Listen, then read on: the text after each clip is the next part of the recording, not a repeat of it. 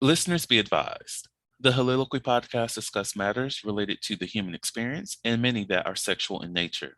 Due to this, some conversations may surround triggering topics such as sexual violence, self-harm, abuse, and much more.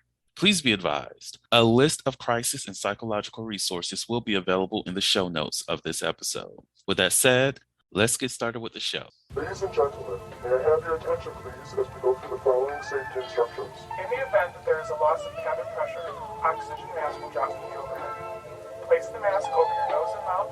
Breathe normally as oxygen is flowing even if the mask is not inflated. Be sure to adjust your own mask before helping others.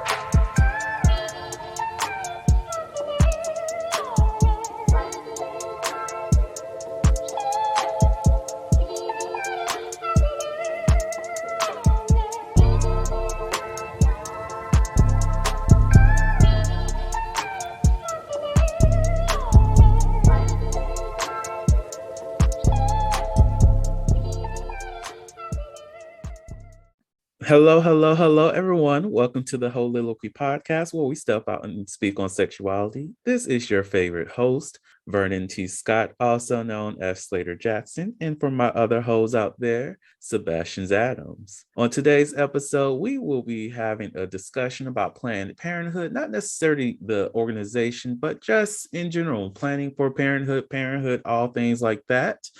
And on today's episode, I have Adrian, how you doing, girl?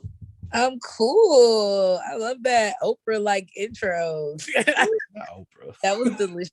I feel rich. I feel wealthy. Now I'm thinking about Oprah, Jesus. Bruh, when you get Oprah on the pod, you have arrived. Right. At that point. You know, speaking of celebrities, I hate that. It's sad that he passed away, but I really wanted to have Kevin Samuels on my podcast just to debate him on relationship stuff, what is not toxic, and just talk about his show, show, how the differences between the two and the benefits and hurt that people may get from either one of those. So I rest in peace, Kevin Samuels. Though I was not a supporter of his ideology, and I didn't follow his show as much, but it's still sad. Yeah. Poor thing. Yeah, nice suits though. Oh, the man was sharp. The man stayed sharp. But yeah. So we are discussing Planned Parenthood related issues. So I want to start this conversation off about discussing abortion rights and things like that. As of this recording, we don't know what the fuck is going on in terms of the Supreme Court. Well, we do know, based off of that opinion that was brought out. But Adrian, what is your views of abortion? So for me personally, I believe in a woman's right to choose. Either way it goes, whether it's she wants to carry the baby and it's a choice between her safety and the fetus's safety, or, you know, whether it's, you know, she was a young girl, she didn't get the sexual education she needed, and now she's in a situation, you know. I believe that pregnancy, first of all, just from a medical standpoint, when they say miracle of life, like, it's a fucking miracle, i.e. a bunch of random events that make a person. And we do this often, every time certain circumstances and conditions are met, i.e. sperm, egg, fertilization. For every person that arrives and is healthy and, you know, there's no issue, there's so many other would-be people, or even, you know, people that weren't able to make it, that exist as well. And what I believe the Supreme Court is doing is now forcing, one, sex to be a punishment against women, and two, about to, I don't want to say pollute the population, but severely impact and possibly impair the population, because every pregnancy has to go to term, regardless of the circumstances. It's gonna be a mess. Yeah, It fucking is. guess what? Abortion's not gonna stop. It's just gonna go from a safe, healthy, secure procedure to some back alley bullshit. So Hmm. I agree with you there. Like, it's going to be a mess, and I just think about the dominoes that will like that will just fall mhm, with this kind of decision, because this is a decision that removes people's autonomy over their own body, and that means for those people who like drugs, that means you will now have regulations, even stricter regulations on what drugs you can use and what you cannot use. mhm, That means recreational drugs might have an impact there. There's going to be like Colorado that's focusing more on legalizing all drugs, regardless of if it's like heroin. I think they're working on making sure that's something that is available recreationally, because when you have access to certain things like that and you are getting treatment, you are getting taken care of, you have more control of what you do, because some people can function on heroin and do fine, and it's not any like it's not any negative impact on their lives that they experience because of such thing. But it also, with legalizing things like that, and you're able to have funding provided into the research, or more money going into that state's economy, you can make sure you have better mental health facilities for those individuals who are who has the potential of overdosing or addicts. You have a lot more services provided for those people who do abuse drugs and alcohol and stuff like that. And when you are so happy and willing to restrict the bodies of women, how far until that goes to the bodies of people of different races? And I agree, it is a way to punish women for having sex. That's all these decisions have been about. It's like, and I hate that we have to qualify the need for abortion by saying incest or having to be raped, because a person does not need, they should not have to go through a traumatic experience just for them to have a right to choose what happens on their body. And that's the thing that really annoys me the most about the arguments that are being made. Regardless if you out here thought bopping, spreading those legs open, busting wide open for a nickel, I don't give a damn. If you want to remove a fetus from you, you should have that right to do it, regardless of what you were doing the nights before, the months before. And then there's those people who are arguing that there's post-birth abortions. I'm like, that's murder. So you're saying a child that is born can be aborted? That's no, that's murder. Post, you want to know? We want to know post-birth abortion. George Floyd, that was a post-birth abortion. Tamir Rice. You have Sandra Bland, Breonna Taylor. You have so many people who have been murdered on these streets. Are you going to fight for that post-birth abortion? mhm, Like, let's be real about it. Like, the concept, the reality that we live in today's society is scary, and I hate it for all of us. And the fact that we have to continuously hear about the culture wars, there we go, that's the word, and just the pushing of a certain ideology in a land that is supposed to be to have free choice and freedom and all this other stuff, but while we're restricting those freedoms on a regular basis. mhm, It's annoying. It's scary. I don't know where this country is going. I know I'm looking into multiple places that I can retreat to if the money starts to align that way. But this is not where it's supposed to be. This is not where it's at. mhm. Mm. Agree. Do you, by any chance, know anybody who's ever had an abortion? Uh, I don't think I do. If I do, I don't. Oh, yes. I do know one. It wasn't. It was the kind that you can just take the pill or whatever, because it was early enough along that was still effective, and she was miserable for about 3 days, but Mm-hmm. everything was good. Right. I know a couple people who've had an abortion, and it does impact you mentally because it is a hard choice. It is a very hard decision for any person to make. And the way that it's framed, it's like people are just like, oh, I wake up today, I'm going to go get an abortion. No, you have a lot of mental turmoil. You live a full making the decision, you mentally live a full life of what can happen. I think about that episode, the final episode of Insecure, where everything kept going. Like you are, it might have been the episode before the last one, where Issa was thinking of different scenarios of where her life trajectory would be. Yeah. And that's something that happens to people when it comes to making that decision. They look into the trajectory of their life, what may or may not happen, the impact that has, like having a child has on their finances, their relationships, all of that. Like people don't think about like how heavy it is to bring a child into this world. And when you are confronted with that, because you can go throughout your entire life like, oh, I can't wait to be a parent. I can't wait to be a parent. And then you have that moment of, oh, I might be a parent. Shit.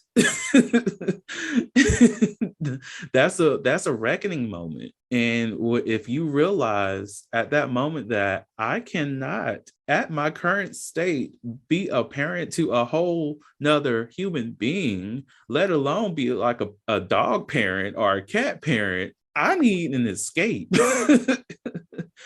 And that's the option that people have tend to take, regardless of if they have protection or not, because birth control isn't 100%, condoms isn't 100%, abstinence doesn't do anything. Actually, if you really want to decrease the possibility of having children, yes, abstinence is the way to go, because abstinence actually lessens your sperm count in men. For men, it will lessen your sperm count. So do what you want to do. Like, I hate it. I hate it here, y'all. I hate it here. Um, on a different note, outside of abortions, how often do you go to the gynecologist? Once a year. I would only go like besides my annual exam, I would only go if something were to happen, like that Mhm. arm or something. But my vaginal health's pretty tip top. You know, I have regular periods. They're pretty much the same every month. My pap smears are always good. Discharge is normal. Like, yeah, I got pretty good coochie health. But yeah, it's. I remember. What am I trying to say? Yeah, it's. I never had a pregnancy scare like that. Like, well, I did, but they weren't like. Actually, I wasn't actually pregnant. I was just stressed, so my period was late. But Mhm. like, um, I never. I never really had to go to the gynecologist like with that in mind. But as you know, me and my partner are about to get married, in January, we're going to begin to start our family. So there will be a lot of gynecological visits for the two of us. Because our first child, we're just going to uh, do the insemination, and then our second one, Benita's actually going to carry my egg with our same father from the first baby. So we have a little fam bam. Oh, that's so cute. I love it. I love it. Oh my God. Ooh. I'm happy for y'all. Yes, yes. That's what Planned Parenthood is about, y'all. Planning out the parenthood, being parents and whatnot. And you know, I love that for y'all. And I hope that goes well. And that's one of the things I'm actually worried about with this current climate that we're in, because this will, if they decide to reverse that on the Supreme Court level and provide that right to the states to decide what women can do with their bodies, that will actually limit the opportunity for artificial insemination and things like that, because some states like Texas, because it's always what the fuck Texas, will ban things like that, because I'm quite sure they're moving towards a position of just banning the right to be gay in their state. I don't know for sure, but it's Texas. I would not be surprised. The Holiloquy podcast focuses on the variability of sexual expression. When it comes to sexual expression, we often depend on pornography to illustrate how one must perform sexually. For those who have not learned this by now, the stuff you see in porn is not real. Pornography provides a singular perspective of sexual expression that is not often the reality we see during our own sexual encounters. The Holiloquy podcast is a conversation that takes you outside of the compressed box of what many know about sex. Some of the topics we discuss includes kinks, condom usage, status disclosure, and past sexual experiences. The Holiloquy podcast steps out on sexual norms and recognizes that the norm is not the only normal. Subscribe today and join the conversation. The right to be gay in their state. I don't know for sure, but it's Texas. I would not be surprised. But it's just when is it going to get to a point where because I'm quite sure they'll do it, because Roe v. Wade is something that helped out with providing the right to have LGBTQ related marriages and interracial marriages and whatnot. So what's going to happen in certain states that are racist as fuck, like Georgia, Texas, Alabama, Mississippi, Idaho, Utah. I could keep naming shit. Like Kentucky, Tennessee, Louisiana, Florida. Did I say Alabama? Alabama's actually pronounced Ala racist in my head, but like all these damn states, Texas. Like what's going to happen there? And I will hate for it to get to a point where they're just like, oh yeah, we're no longer studying in vitro fertilization and things like that. What? All the developments in technology that has been created within that field, we have to just act like it no longer exists. How these studies and can help out with male infertility and improving that, like I mentioned earlier, with how being abstinent lowers your sperm count. Are we not going to look into ways to improve sperm count? Okay, jacking off can help that out somewhat, but there's still those individuals in our society who are sterile. So what are we going to do for them to help them out? So there's so many people who may want to have a family, grow their family, who might not be able to do so. And if things like this, the way that this country's progressing, degressing, if that's a word, what's going to happen then? But enough about the Supreme Court shit. So one of the things that we talked about in the intake meeting was yeast infections. And a lot of men don't know this, but men, you're eligible. You can get a yeast infection, just to let y'all know. It's possible. It's definitely possible, but it's something that commonly impacts women. Have you ever had a yeast infection? What kind of tips, tricks, or any information you would like to share about those? Yeah, so I'll just tell the story like I told you in the intake meeting.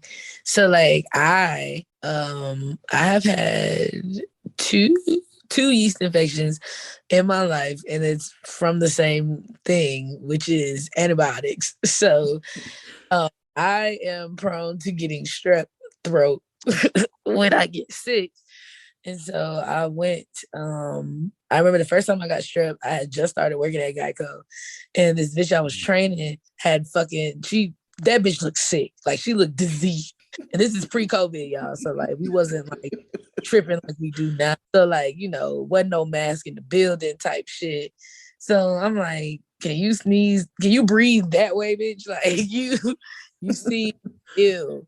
And so she's like, oh, I feel good. So the next day she didn't come to work. So I was like, where the little sick bitch at? And they was like, oh, she's sick. And I was like, what? She's sick. And so I woke up that day feeling like tired or whatever, like just super tired. Like I just wanted to sleep. But I had to work. So I'm at work and I'm falling asleep at my desk. And my supervisor's like, yo, go to the break room, take you a little nap, and then come back.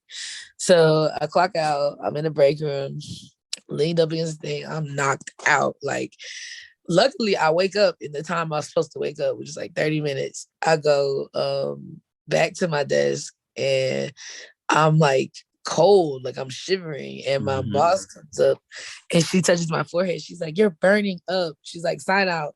You gotta go home. Like, you just gotta go home. Like, you're sick as fuck. Like, seriously. So I sign out. I go to my car. I drive. It is summer. I think it's like summertime. And I have the heat on 80 in my car. And it's like 90 degrees outside. Oh no. I'm freezing in my brain, but like bitch is burning up. So I get back to the apartment or whatever. And this is when I was dating she who shall not be named. That put me in jail. But anyway, she was like, oh, babe, you're sick. Like, let me, take care of you, whatever.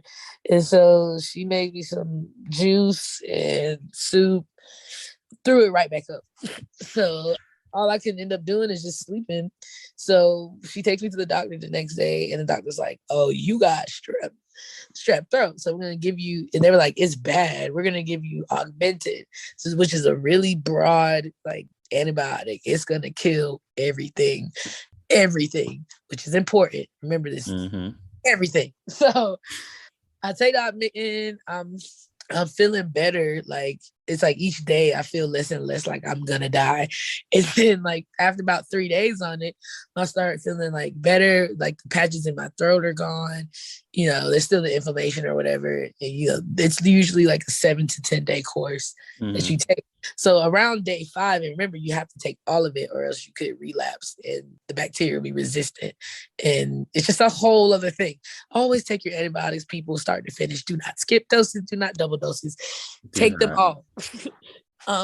Anyway, so around day 5, I'm like, okay, my body, my throat and shit feels better, but like my coochie feel kind of like, this is not how my coochie be feeling. And so I can actually feel it like on my clitoris, as well as like at the lips and inside. And so I was like, okay, let me just take a shower. Like maybe a bitch dirty or something. So I took a shower. And after I got the shower, that made it worse. Like the discomfort like was on 10, and then I started itching, and I was like, "Yo, what the fuck is this?" Like I've never, because remember, this is the first one I've ever had. So I'm like, "Yo, this is not okay." Like there was no odor. Like it didn't have a stank smell. It smelled like my normal cooch, but like there was serious discharge. It was chunky. And so I showed my partner at the time, and she was like, ooh, I think you have a yeast infection, babe. So I called my doctor, and they're like, oh, yeah, that's a common side effect when women take augmented, where they give you this pill, fluconazole, and just one pill, it'll clear it up. And so I go get the pill from the pharmacy, take the pill. Literally 24 hours later, I'm good as new. But it was itchy. Like that was the worst thing. I remember it's an itch you cannot scratch, because you can scratch it, but you're gonna destroy your vaginal canal. So like, and possibly your cervix, and maybe even like up deeper in there, you could do damage. Like you do not scratch that ever. Like the most I would say is okay is maybe like a little bit of tissue and just wipe it, like just a gentle wipe. But like even that, if you give in to the feeling, because when when you have an itch, if you scratch it, it feels good. If you do that, you might end up like really hurting yourself. Like tissue damage is real. So don't scratch, guys. But yeah, that one pill cleared it up. Like I didn't even have to go to the gynecologist because everything stopped after I took the pill. And that's because because augmentin is a super strong and broad antibiotic, it kills the good and bad bacteria in the body. There's bacteria that naturally exist in certain places in the body because they have a function and a role. Like your gut, your intestines, they have good bacteria and bad bacteria. So like when you get food poisoning, let's say you have E. coli, you don't get, it's not like you didn't have E. coli. E. coli is already inside of you. But when you ate that food, the balance became uneven. And now the E. coli is greater than your good bacteria and it's wreaking havoc. So you need to kill it off, get it back in balance so that everything's back in harmony. Same is true in your coochie. You got good bacteria, bad bacteria. A yeast infection is when the bad bacteria are out of balance. They overgrow. There's more of them than the good. And that causes the symptoms that the vagina goes through, which is the discharge. There may or may not be odor. You know, women are different. For me, when I have them, there is no change in odor. It still smells like it always does, like myself. But the discharge is how I know. And the sensitivity to touch is another like symptom for me, of course, and the itching. That fucking itch. Worst feeling ever, top 10. I would wish that on my worst enemy. I would. Like, how about you itch? I'm done. If a yeast infection is left untreated, it can cause damage to your reproductive systems. So guys and girls, you know, definitely don't be afraid to keep up with your sexual health. Like if you see something, say something. If it don't feel right, it probably ain't. Get help. Prevention is best maintenance. I agree. Like, you know, you know, in the Twitter sphere, I saw a thread of women saying that they enjoy having sex while they have a yeast infection because that's the one thing that will actually scratch that itch. I don't understand it, but because I don't have a vulva, I'm not a vulva owner, so I would not know that experience. I don't think I want to know that experience, but yeah, to each their own. But that is fucking nasty.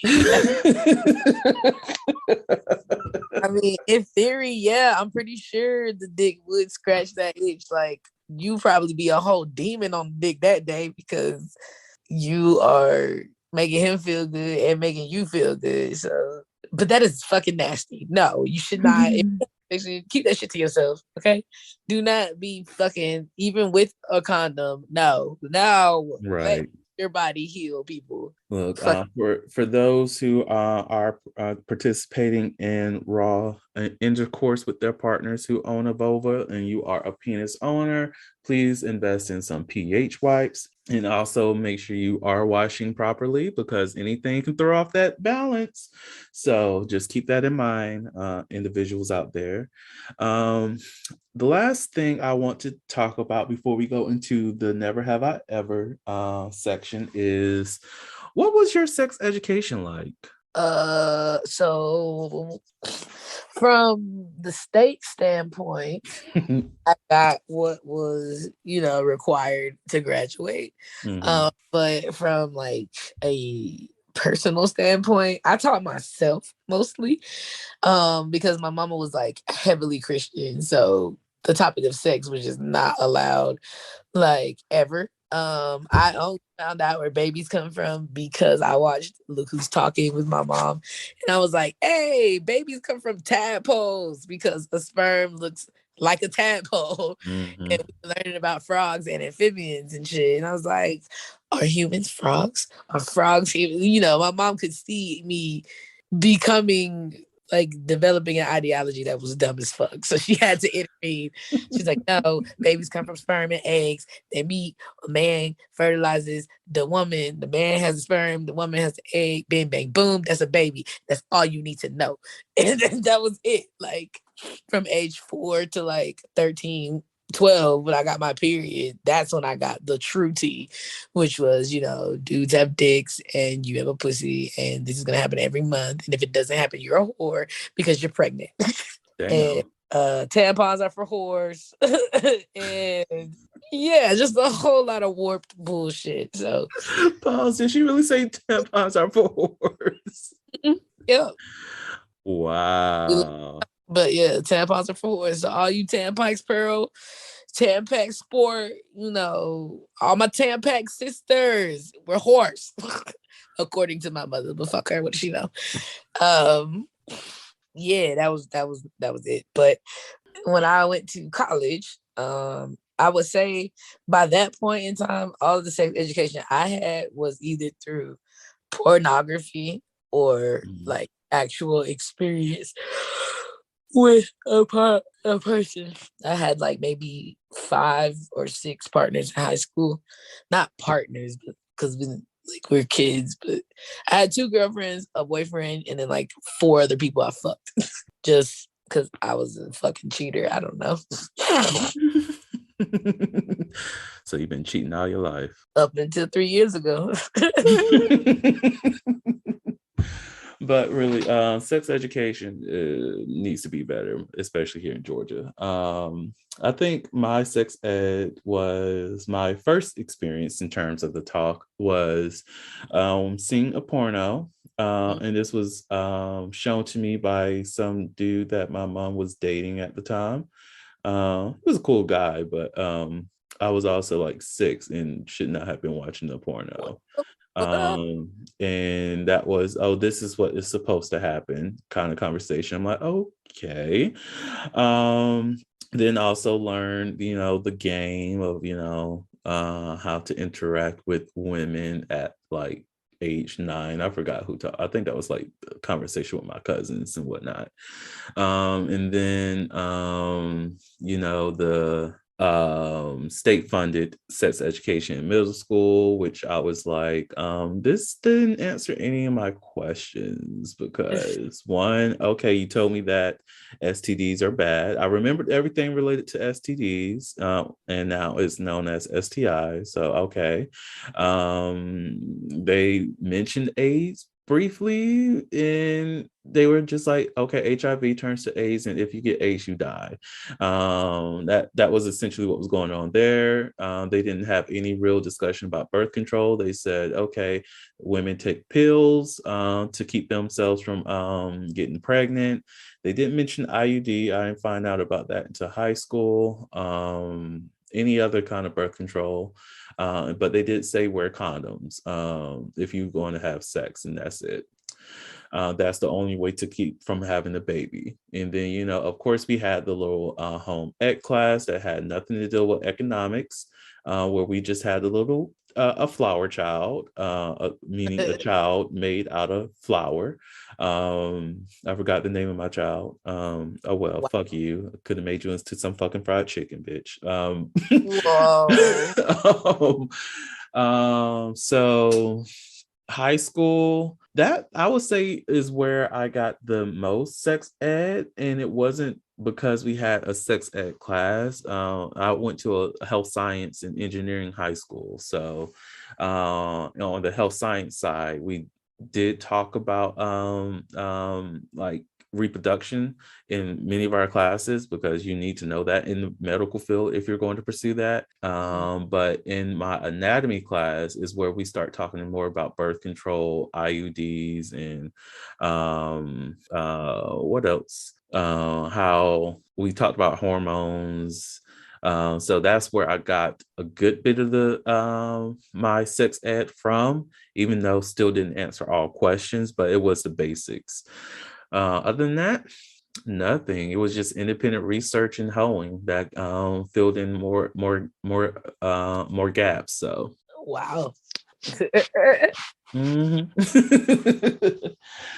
So on that note, as promised, let's get into this never have I ever shit. So Adrian, first up. Ooh, hold up. I'm messing shit up. Jesus. Fix it all. Take the wheel, Lord. Never have I ever had sex while I was tied up. I have not, but I am interested. Very interested. I haven't either, and I'm with you. I'm also interested. I need to get some handcuffs. I also need to get some ropes. and I need to find a new person to, a new company that I can test toys with, so I can get free toys. So give me free products. So I need to invest in those things to improve my fun. Okay. Have you have you purchased any of those things yet? Like a handcuffs or rope? Yeah, we have rope, we have handcuffs, we have I think we have a crop, a whip, the thing you hit the horse with. Mm-hmm, mm-hmm. Like that. We have the rose. Ooh, child. I feel like that'd be an interesting experience to be tied up and your partner using a rose on you. Oh my God. Yes. That's scary. Ooh. Oh, yeah. That rose is, I love the rose. Like, Wait, do either one of you have the magic wand? no. I heard that's a wonderful investment. Mhm. Um, it's not something that goes internal, but it's an external thing, and I heard it gets the job done and gets the job done quick. Oh, Yeah. I look at it. Yes, girl. Look into that. Mm-hmm. Oh, we have massage oil, we have candles, and nipple clamps. Those are for her. Ooh. Look, I'll punch her in her forehead. See, I tried nipple clamps once, but that's also the same day I realized how extremely sensitive my nipples are. Ooh, I tried it it. hurt. It hurt like hell. And I tried to like change the settings of the clamps that I had, and that still wasn't improving the pleasure. It was just still painful. And like even when it comes to nipple play, you cannot bite my nipples, or else you might get a fist to the face. Nibbles are welcomed, but yeah, they sensitive. They sensitive. On the contrary, my nipples are not tender unless I'm about to have my period. Oh, interesting. So have you Yeah. tried the nipple clamps? No, I don't have any interest in that. Oh. Wait, what kind of clamps does she have? Are they, is the metal clamp? It has like a bead and then like a rubbery, like the tips are kind of like rubbery dipped, and they. Oh, I think that's the same kind I got. Mm, Interesting. So, would you like a sex question? yes. So, do you like to use condoms? Well, when with I guess just might as well keep it general. Do you like to use condoms? Why or why not? If you do, what's your go-to kind? So I do for both reasons. I ain't trying to be nobody mama, just Coochie inspiration. So when I'm having sex with a man, I love Trojan. What is it called? It's like it's in this orange package and it's like duos or whatever. Hmm. Not basically they're like very thin and not very thin. It just feels so nice on a hard dick. Like it's a nice feeling. Is it the one with the ridges? Yes. Mm, mm. But you know how the regular Trojans are like really thick. Like I don't like those. It's like Trojan bearskin, I think is what it's called. Yes. Ribbed, and it's like just it feels like when you have a Whamma Bama in there, it feels like that's who he is. Like you, it's like it feel like you fucking raw for real. But I wouldn't know because I don't fuck raw. Right. But yeah, I like those. But when I am using my dildo, I still use condoms because like for her protection, a lot of the women that I've been with have been very sensitive when it comes to their vaginal area. So like just to keep a clean environment and Mhm. protect them, because silicone, even if you do wash it over time, it can harbor bacteria or whatever. So Mhm. we do clean them, but also I'll have a condom on it so that they can have that extra layer of protection for themselves. We don't want to throw no pHs off. We don't want to have no issues. I love the pussy. I'm not trying to hurt it. Right. I also, even when I use some of my toys, I would put a condom on them too, because it does help out with maintaining its cleanliness. And like, I know some people might be like, oh, that's a waste of condoms. No, it's not a waste. Like it really does help out with like you said, reducing bacteria. And if I'm going to be using the toy, I know how I am. I'm not really interested in getting up out of bed afterwards. So just being able to remove that. And then I even use a condom on myself for like any kind of like fleshlight kind of toy I may have. Then of course I'm getting out of bed to throw away the condom, but then I can just leave the toy wherever it is and then clean it off the next day. So that does help me out in terms of cleanliness. When it does come to any kind of penetrative sex, I always wear condoms, except for when I was with my ex. That's different, but I'm strong on condom usage, and a lot of that is due to reducing my chances of catching any kind of STIs and anything like that. And I prefer to use skins, because they have a lot of they have a non-latex version. And that helps out just in case if I come across somebody who's just like, oh, I'm allergic to latex. And I'm just like, oh, that's fine. That's pretty much all I use. So there we go. That it alleviates that excuse.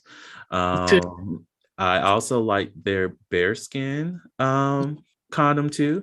It is very thin and it's very efficient. It does feel as though that you're having sex without a condom, which is a benefit for everybody involved. I guess everybody involved, because there's that barrier protection, and then it still feels like there's nothing there. So skins. I do not recommend using Magnum. I'm on a campaign against them. Y'all do not buy Magnums. It does nothing for your partner. It does nothing for you. It's a very, very thick ass condom. So thick. Like, for you to make a Magnum thin, you gotta have like a horse dig. Right. Like don't. And like I like to try different condoms too. And one of the condom brands that I'm interested in trying next is the B brand, which is also a black owned condom distributor, condom maker. So I want to try theirs out. What else? There was this one condom that I use for oral. I typically do not use condoms for oral because they do taste horrible, but I think it's called One. I think that's the brand. I need to like double check. Or it might be Icon, but those have no flavor to it. They're very useful. Yeah, I think it is Icon. They don't taste like rubber. They do not have a weird texture on them. I don't think they have a lot of lube in their package, so definitely you will have to utilize your own lube. Always utilize lube when it comes to sex. But yeah, I'll say those are my top condoms: Skins, Bare Skin, and their regular brand. So yeah, condom people over here. Yes, be safe over here. Safer sex, y'all. It's still good in amazing sex. So Adrian, do you have any last words, last message for the audience? No. Yes. Abortion, we don't know where it's going. At this time, well, we're recording it with, probably when it airs, we'll know. But I will help anyone that needs to get access to that care. Like, if you need an abortion and you need to do some like some recon, like ops type shit, call me, bitch. We gonna get that motherfucker out of you. Like, yes. I'm an ally to all of y'all that need that. Look, it's going to be an underground railroad for getting an abortion. That's it's sad to say it that way, but that's essentially where we heading to from how these motherfuckers are acting.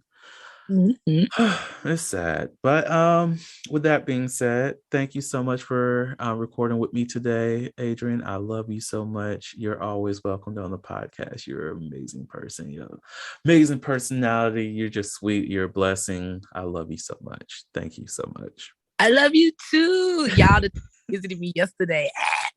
I did visit her yesterday. Now, to the listeners, thank you all so much for listening to the Holiloquy podcast, where we step out and speak on sexuality. Make sure you do all the great things, which includes liking, sharing, subscribing, rating, reviewing, sharing this podcast with your friends, most definitely those who may need this message. Just in case no one else told you this today, you are beautiful. You are worthy of happiness and joy. You are enough and then some. You may not live up to the expectations of others, but that is okay. You are only required to walk in your own shoes. Make each day you live lead you towards abundance. With that said, love you all and see you next episodes. Bye. Bye. Thank you for listening to the Holiloquy podcast, where we step out and speak on sexuality. You can subscribe to the podcast through your favorite podcasting app and find us on the web at www.holiloquy.com. That's www.heauxliloquy.com. Share the podcast with your friends and join the conversation.